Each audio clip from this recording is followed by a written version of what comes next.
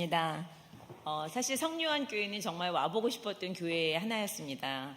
저는 뉴욕에서 저희가 남편과 함께 UMC 목회를 돕고 있는데 성류환교회가 보스턴에 가면 제일 큰 교회고 제일 아름다운 교회라는 소리를 많이 들었는데 오늘 제가 와보고 싶었던 교회에 이렇게 말씀을 이렇게 전할 수 있는 기회를 주셔서 너무 감사를 드립니다. 그리고 특별히 조상현 목사님 교단에서 정말 우리 한인교회를 위해서 많이 열심히 일하셨는데 또 이렇게 오셔서 교회 목회를 또 열심히 훌륭하게 잘하고 계시다는 소문도 들었고요. 또 목사님 또 많이 뵙고 싶었습니다. 감사합니다, 목사님. 오늘 여선교회 헌신 예배이지만 또 교회 순서도 굉장히 많으시더라고요. 근데 무엇보다도 처음으로 여선교회가 이렇게 헌신 예배를 드린다라고 하는 것은 굉장히 역사적인 의미와 감사가 있는 것 같습니다.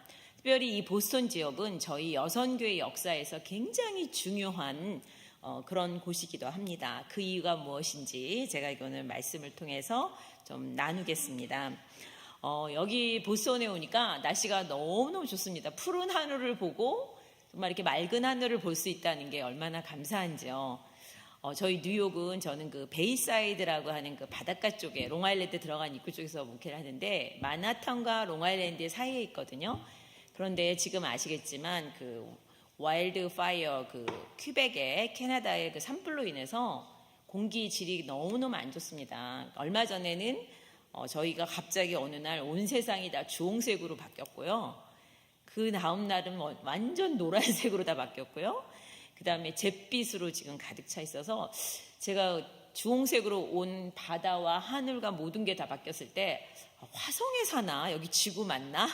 할 정도로 너무너무 깜짝 놀랐습니다. 그래서 이 환경 대기 오염이 정말 이렇게 말로만 듣던 그런 것들이 아니라 정말 우리 삶에 얼마나 가까이 와 있고 얼마나 많은 영향을 미치는가. 그래서 저희는 요즘에 도로 다 마스크를 쓰고 다닙니다. 그동안 코로나 때문에 마스크 안 쓰고 이제 끝나고 나서 안 썼는데 다시 마스크를 쓰고 다녀야 되는 그런 사정이 됐는데 여러분들 이렇게 맑은 하늘 또 이렇게 파란 하늘, 맑은 날씨 그냥 생각 없이 이렇게 오셨어. 이런 날씨 당연히 하지만 이게 얼마나 감사한지 잃어버려 보시면 이게 굉장히 중요하다는 것을 아시니까 여러분은 축복을 받고 계시는 겁니다. 오늘 말씀은 우리 읽어주셨는데 마태복음 13장 31절에서 34절까지의 말씀입니다. 제가 20분 동안 말씀을 전하라 그래서 시간을 좀 보고 하겠습니다. 네, 15분까지. 네.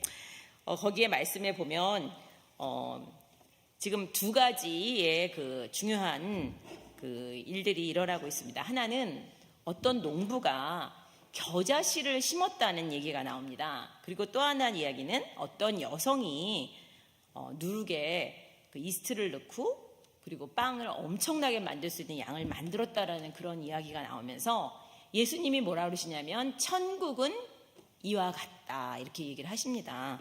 그러면 예수님은 항상 보면 천국은 어떻게 생겼을까? 우리가 이렇게 많이 생각해 볼 때 우리들은 천국 그러면 어떤 분들은 막 보석으로 가득 찬 곳, 또 온갖 나무와 꽃과 풀이 덮쳐서 너무나 아름다운 자연이 있을 거다. 또 그렇게 생각하는 분도 있고 또 어떤 분은 먹는 것이 온 세상에 다 있어서 실컷 먹고 배부르고 굶주림이 없는 곳이다. 그렇게 얘기하시는 분도 있고 또 어떤 분들은 자유롭게 날아다니는 모든 영혼이 날아다니고 근심, 걱정, 고통이 없을 것이다. 이렇게 많이들 이야기를 하시는데 예수님은 한 번도 천국이 보석이 둘러있고 온갖 자연이 아름답고 먹을 것이 많고 우리 그런 곳이라고 이야기는 하지 않으셨습니다. 항상 천국의 이야기를 해주실 때는 하나님의 나라, 천국은 이와 같다 하시면서 비유로 늘 얘기를 해주셨는데 오늘 저는 그 중에 그 겨자씨와 누룩을 가지고 오늘 여선교회 헌신 예배에 말씀을 나누고자 합니다. 이 겨자씨와 누룩의 비유에는 공통점이 여러 가지가 있습니다. 근데 첫 번째 공통점 중에 하나는 아까도 말씀드린 것지만 말씀을 하시고 이것이 바로 하나님 나라라. 하나님 나라는 이와 같다 이렇게 얘기를 하시는 그 공통점이 있습니다. 두 번째는 보면 이 이야기에 보면 겨자씨라고 하는 거는 너무나 작은 거예요. 겨자씨 제가 여기 보여드려도 파워포인트를 좀 쓰면 되는데 저는 오늘 안 쓰기로 했습니다. 근데 그 그 작은 겨자씨를 심으면 어떤 일이 나냐면 어디에 심었는지 또 이게 자랄까? 너무나 그 의심할 수밖에 없는 그렇게 작은 것입니다. 마치 이게 그 볼펜 하나로 이렇게 점을 찍은 것 같은 그런 씨입니다. 그래서 아주 작은 것부터 시작합니다. 그리고 이 가루 서말이라고 하는 엄청난 밀가루, 100명이 먹을 수 있는 밀가루의 양이라고 합니다. 서말이라는 그 말은. 저도 그 용량에 대해서 익숙치 않은데요. 그 100명이 먹을 수 있는 만큼의 밀가루 양에 정말 적은 이스트를 넣었을 때 이스트나 밀가루나 색깔이 똑같아요. 그래서 그게 들어갔는데 정말 이게 들어가서 무엇을 하는지 뭘 하는지 염려도 되고 또 빵을 만들어 오신 분은 알지만 구분이 안 갑니다. 그래서 보면 정말 작은 것부터 시작된 것을 볼 수 있습니다. 두 번째는 이 겨자씨라고 하는 것은 이 농부가 가져와서 자기의 땅에 심었어요. 그러면 농부라고 하는 의미는 뭔가 심어서 열매를 맺어서 그것을 수확을 해서 그것을 팔아서 경제적인 이익이 나야 가족도 먹이고 그리고 내년에 또 농사를 지을 수 있는 자본도 만드는 건데 이분은 그 땅에다가 겨자씨를 심었습니다. 그런데 이 겨자씨가 얼마큼 지나서 나물처럼 자라고 그리고 어떻게 됐어요? 큰 나무가 됐죠. 그 나무 진짜 중동 지역에 가면 겨자 나무가 있어요. 근데 그렇게 작은 씨에서 그렇게 나왔다는 거 보면 참 엄청난데 거기에 열매가 달린 게 아니라 성경에 보면 새들이 날아와서 깃들였다 그래요. 그러면 농부들이 제일 싫어하는 게 뭐죠? 새떼입니다. 다 먹어치우니까. 그런데 새들을 웰컴하면서 새들이 거기서 평화와 안식을 누렸다는 그런 이야기가 나오고 이 또 여성의 이야기는 그 누룩을 넣은 사람은 성경은 남성 여성 얘기는 안 했어요. 하지만 우리가 예수님 시대에 생각을 해보면 농부는 보통 다 남성이잖아요. 그리고 이 밥을 하고 빵을 만든 사람들은 지금도 그렇지만 많은 분들이 여성입니다. 그런데 이 여성이 그 밀가루 서말에 정말 그 누룩 이스트를 넣어서 부풀리는 이야기가 나오는데 예수님 당시 시대는 한 끼 먹는 정도의 그런 사회였습니다. 인구가 세 끼를 다 먹고 정말 이렇게 편안하게 남는 그 양을 갖고 있는 그 음식을 갖고 있었던 때는 얼마 되지 않습니다. 거의 19세기 말에서 20세기, 지금 저희가 21세기에 들어가는데 정말 그 한 100년 정도밖에 안 된다고 합니다. 그런데 그 당시 예수님 시대 때는 한 끼 먹는 세상에 냉장고도 없고 뭐 이분이 빵가게를 하는지는 잘 모르겠지만 베이커리 샵을 하는지는 모르겠지만 웬 빵을 그렇게 많이 만드는 거예요. 100명이라고 하는 거. 그러니까 자기 양식을 가지고 누군가를 위해서 희생한 것을 볼 수 있습니다. 그래서 이 말씀의 공통점은 누군가가 자발적으로 땅에다가 겨자를 심어서 나무를 만들고 또 누군가가 자발적으로 자기가 먹을 밀가루를 가져와서 100명이 먹을 수 있는 그런 빵의 분량을 만들었다라고 하는 거. 이것은 굉장한 공통점입니다. 누군가의 희생이 있었기 때문에 시작되었다라고 하는 것입니다. 그리고 이것의 또 공통점은 시간이 필요했어요. 그 겨자씨는 심어지고 나면 우리가 보통 지금은 막 이렇게 추수하는 시간이 다가오지만 땅에다가 우리가 뭔가를 심었을 때 어떻게 됩니까? 금방 나오지 않잖아요. 한참을 기다려야 됩니다. 그러나 우리 눈에는 보이지 않지만 이 씨앗이 땅에 들어가서는 얼마나 많은 힘든 과정을 겪는지 몰라요. 현미경으로 들여다보면 그 땅에 있는 박테리아들하고 싸우느라고 굉장히 열도 나고 뭐 정말 굉장한 고통과 고난이 있는 다음에 이게 싹이 나는 것입니다. 이게 이겨내지 못하면 그 씨앗은 싹이 나지 않습니다. 그래서 우리는 볼 때 결과로 이게 싹이 났구나 하지만 그 보이지 않는 그 땅 밑의 과정에서는 엄청난 고통과 희생과 노력이 있었다고 하는 거죠. 그리고 이 누룩도 마찬가지입니다. 이 밀가루 속에 들어갔을 때 우리는 그냥 편안한 것 같이 이렇게 빵이 다 이렇게 부풀어오는 도가 되지만 그것도 현미경으로 들여다보면 이 이스트가 그 밀가루에 들어가서 물과 소금과 이렇게 만나면서 화학작용이 일어나면서 막 얼마나 많은 그런 그 움직임과 또 여러 가지 부딪힘과 이런 과정 속에서 열도 발생하고 이러면서 나중에는 빵을 부풀게 되는 그런 엄청난 일을 한다라고 하는 것입니다. 그것은 무엇을 말하나? 시간이 필요했다라고 하는 것입니다. 무엇이든지 이게 금방 되어지는 건 아니라는 거죠. 그래서 이러한 공통점을 갖고 있어요. 그런데 마지막에 공통점은 뭐냐? 엄청난 결과를 만들었다는 거예요. 그 자그마한 점과 같은 겨자씨가 시간이 얼마 지나고 난 다음에는 나물처럼 크더니 나중에는 엄청난 나무가 되었다라고 하는 것입니다. 그리고 그 양푼에 있던 그 밀가루에 그 누룩이 들어가서, 이스트가 들어가서 100명이 먹을 수 있는 엄청난 빵을 만들 수 있는 분량으로 커졌다는 거예요. 근데 왜 이거를 예수님은 이런 거를 하나님의 나라라고 이야기를 할까요? 여기에는 굉장한 진리가 들어있습니다. 무엇이냐? 예수님은 하나님 나라는 무엇이든지 처음부터 엄청나고 큰 거, 모든 걸로부터 시작하지 않는다는 것입니다. 하나님의 나라는 성경에 나와 있는 대로 항상 작은 것부터 시작한다는 것이죠. 그리고 항상 작은 것이 커져서 엄청난 것들을 부끄럽게 한다고 말씀하고 계세요. 그래서 이런 작은 겨자씨, 작은 양의 이스트, 누룩이 이런 엄청난 것을 만들어내는 그와 같은 일들이 바로 하나님의 나라다. 그리고 두 번째, 하나님의 나라는 하나님이 기적을 일으켜서 이렇게 하라고 하는 어떤 명령으로 되는 것이 아니라 누군가의 헌신된 사람들이 정말 자기의 가진 것의 모든 것을 다 헌신해서 내놓았을 때, 농부에게 이 땅은 생명이에요.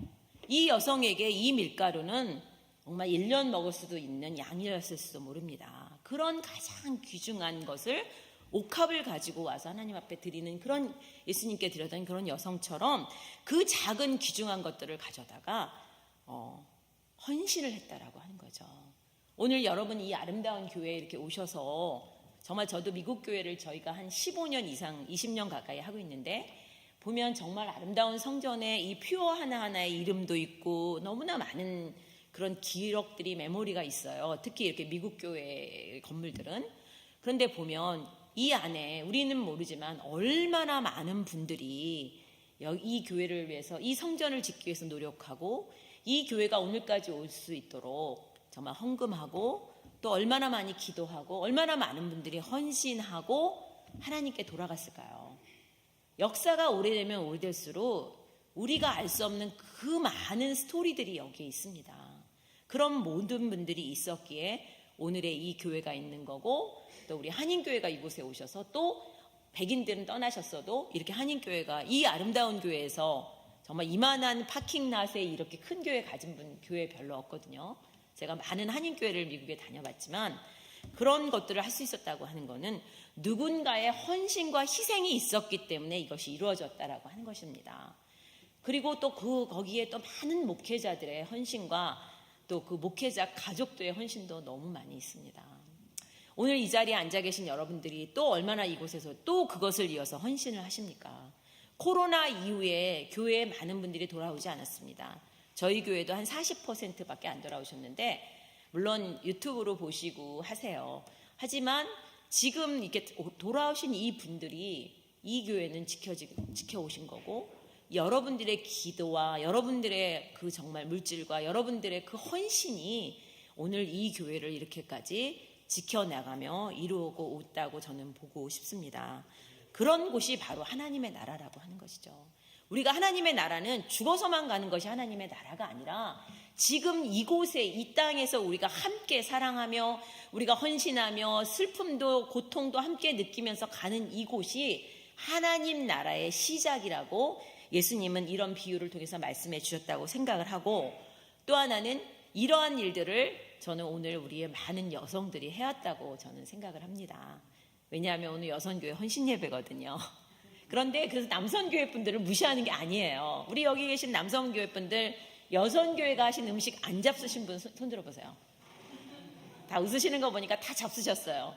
그리고 여성교회가 만든 김치, 여성교회가 만든 맛있는 국밥, 뭐 샌드위치 뭐 다 만드셨죠. 그런 거 다 잡섰어요. 그리고 여러분, 우리 여기 계시는 남성분들의 그 어머니 다 여성이시잖아요. 그 어머니들의 헌신도 굉장히 많으셨죠. 그런 분들을 통해서 교회도 오셨고, 또 어머니가 아니신 분은 부인 따라 오신 분도 계실 거고 또 먼저 오신 분도 계시겠지만, 어쨌든 여성교회가 없으면 교회는 사실 마비가 됩니다. 여성교회가 밥 안 하겠다, 여성교회가 헌신 안 하겠다 그러면 좀 목사님도 굉장히 당황하실 것 같아요. 예, 저희 남편 목사도 그렇습니다. 그래서 우리가 이게 누군가의 희생이 있어서 오늘 우리가 이런 베네핏을 누린다고 하는 거를 우리는 볼 수 있어야 된다는 것이죠. 그게 바로 하나님 나라의 시작이었고 그분들은 영원한 하나님 나라로 가셨고 그 옛날 분들은 우리는 또다시 역사 속에서 그 하나님의 나라를 여기서 만들어 가다가 우리가 또 궁극적으로는 하나님 나라에 가는 것이라고 저는 생각합니다. 그 다음에 시간이 필요하다라고 하는 것은 우리가 뭐든지 급하게 되는 것은 없습니다. 그러나 우리가 인내하며 참고 또 헌신하면서 갈 때 우리는 그와 같은 과정으로 이런 결과를 이뤄낼 수 있다고 한 것을 여러분과 나누고 싶습니다. 그런데 이제 마지막으로 이 엄청난 결과입니다. 정말 작고 작은 것이 그 많은 새들이 와서 평화를 누리고 안식을 누렸던 거, 결국은 헌신과 희생으로 안정과 행복과 평화를 누린 것입니다. 또 누룩도 마찬가지죠. 많은 사람들이 굶주렸다가 배부르게 먹을 수 있다면 그것만큼 행복한 게 어디 있습니까? 그런데 가만히 생각해 보시면 예수님 시대에는 로마 시대였어요. 여러분, 로마라고 하는 나라는 굉장한 나라였습니다. 팍스 로마, 그러면 뭐예요? 로마가 전 세계를 지배하고 모든 문화와 문명과 세계의 길도 다 내고 법률, 건축, 또 목욕 문화까지 문화적으로도 엄청난 그 혁명을 이룬 나라죠. 그런데 이 나라의 기초는 뭡니까? 소수의 엘리트들이 다른 나라를 정복하고 전쟁을 일으켜서 피로 물든 그런 살육과 그런 도살 후에 그 전리품 다 가져와서 그것으로 소유 상류층에 있는 왕과 그 관리들은 배부르게 먹고 그 혜택을 누렸던 것입니다. 그런데 그 당시에 예수님이라고 하는 분 생각해 보세요. 어부라고 하는 사람들을 제자로 데리고 다니고 공부도 못한 것 같고 그 갈릴리 호숫가에서 정말 베들레헴에서 나사렛에서 이름도 빛도 없는 한 사람이 유대인의 왕이라 그러면서 사람들한테 지탄받고 모욕당하고 가난한 세리와 정말 병자와 사회 아웃사이더를 함께 하는 그 예수님 정말 별 볼 일 없었어요. 그래서 잡아다 죽이죠, 예수님을. 그래서 제자들은 무서워서 다 도망갑니다. 그런 비참했던 예수님, 인간의 눈으로 볼 때 로마의 사람들은 빈정대며 멀시하며 다 조롱했습니다. 그러나 시간이 지났을 때 지금 보세요. 로마라고 하는 나라는 여러분 가보시면 아시겠지만 그 선조들이 만든 그 문명의 그거 가지고 관광 수입으로 살아요. 굉장히 가난하죠. 그리고 지금 예수님의 그 보잘것없던 예수님과 그 제자들이 헌신하며 사역했던 그것은 엄청나게 커져서 전 세계에 얼마나 많은 크리스찬이 있고 지금 이 시간에도 하나님 앞에 기도드리는 교회, 예배드리는 교회가 얼마나 많습니까? 특별히 우리 한인교회는 어느 분이 그러더라고요. 우리 한인교회 전 세계에 있는 교회의 예배 시간을 다 더하면 365일 예배를 드리는 민족은 한국 민족이라고 그러더라고요. 왜냐하면 우리 새벽기도 있죠? 수요 예배 있죠? 금요 기도 하시죠? 주일 예배 보죠? 어떨 땐 저녁 예배도 있죠? 여러분 그 속회에 가서 또 예배 보시잖아요. 그거 다 합치면 365일이 된다고 합니다.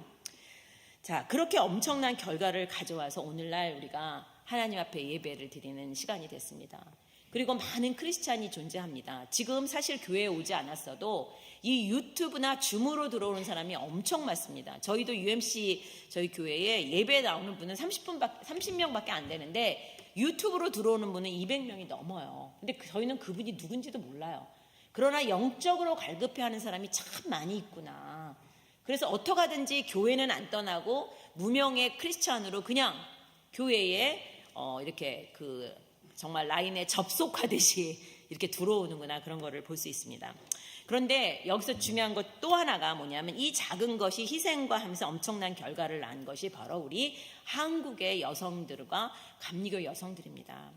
저희 1800년대 한국의 여성들은 정말 그 이름도 대부분이 없었고 세 남자가 없으면 사회에서 생존할 수 없었다고 합니다. 세 남자는 누구냐? 어릴 적엔 아버지, 결혼해서는 남편, 늙어서는 아들.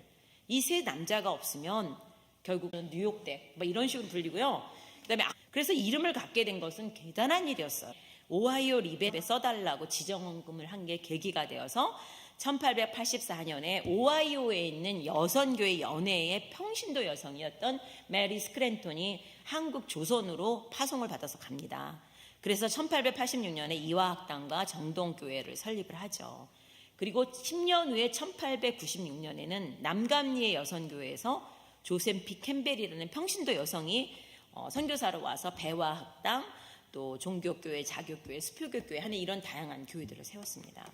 그래서 그 후에 100년간 평신도 여자 선교사들이 거의 500여 명이 한국에 파송이 되어서 한국 여성이 한국 여성을 가르쳐서 보다 나은 미래를 갖게 한다는 모토로 한국의 여성들을 위한 신교육, 여성을 위한 교회, 여성을 위한 병원들을 설립했습니다.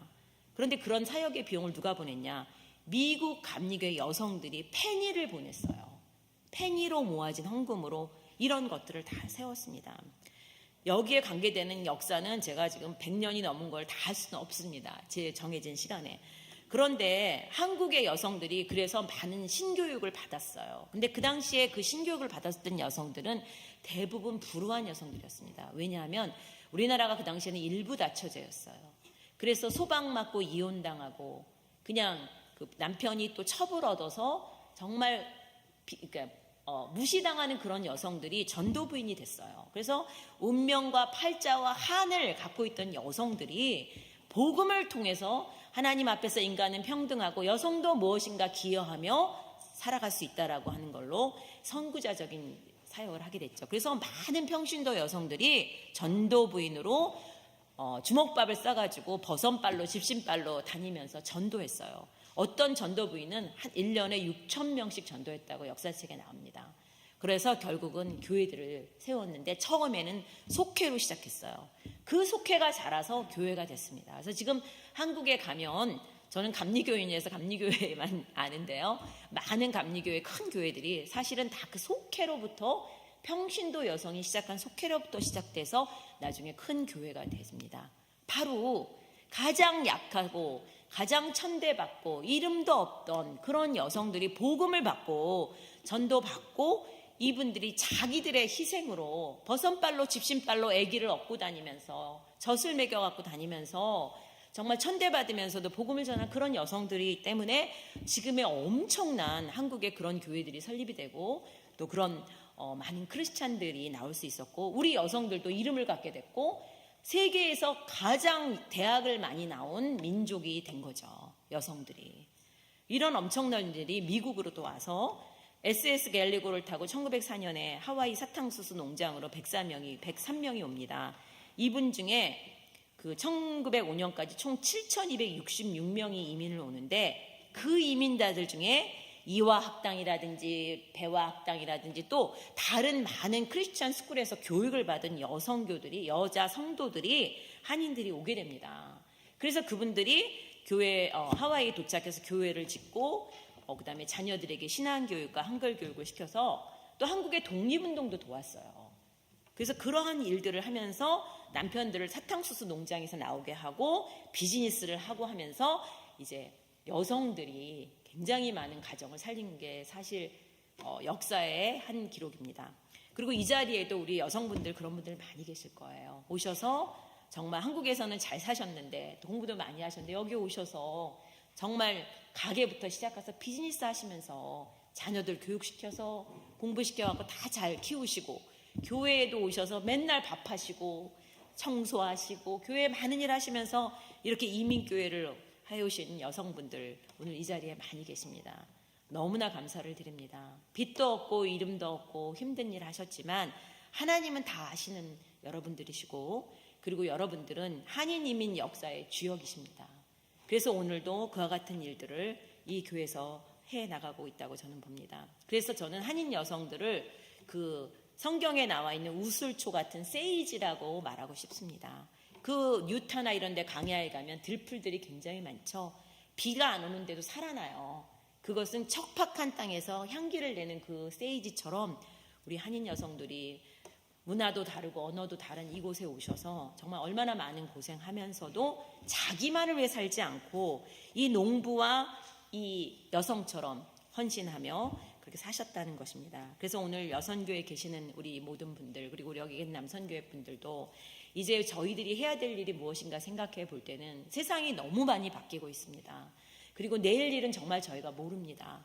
그리고 환경 위기도 오고 있습니다. 너무나 많은 위기들이 우리 앞에 있는데 우리가 해야 될 일은 이 교회에 우리의 젊은 우리의 2세들을 많이 양육하셔서 그분들이 또 다른 이 역사를 이어가는 이런 겨자씨와 누룩의 같은 그런 삶을 이 교회에서 하면서 하나님 나라를 계속해서 이어가야 될 그런 사명을 주실 수 있는 대로 우리들이 징검다리가 되어야 된다고 봅니다. 그래서 오늘 여선교회 헌신 예배는 하나님 앞에 감사를 드리며 이러한 헌신과 이런 것들을 우리가 계속 to be continue, 우리의 자녀들이 우리 한인교회에서 보다 나은 미래를 만들어갈 수 있도록 우리가 기도하고 또 희생하고 도와야 되는 것이 우리들의 사명이고, 우리 여선교회 분들 교회 와서 이렇게 허드렛 일을 한다고 생각하지 마세요. 이것이 바로 하나님 나라에 여러분들이 하고 있는 귀중한 미니스트리이기 때문에 자신감을 가지시고, 키친에서 음식 잘하시는 분은 키친 미니스트리 하시는 거예요.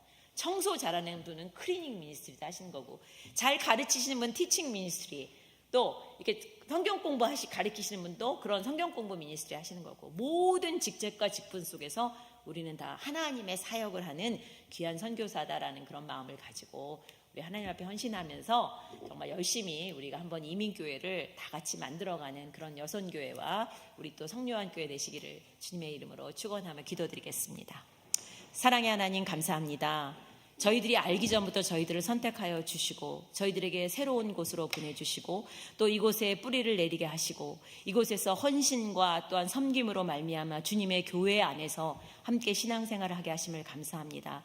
그러나 오늘의 이것이 이루어지기까지 수많은 목회자들과 평신도들의 헌신과 눈물과 기도가 있었다는 걸 저희 잊지 않게 하시고, 그 거룩한 부담과 빚을 가진 저희들의 후손들을 위해서 그와 같은 일을 섬기며 나아가는 저희들 될 수 있도록 축복하여 주시고, 하나님께서 이 성요한 교회를 하나님 인도하여 주시옵소서. 감사하며 예수님의 이름으로 기도합니다.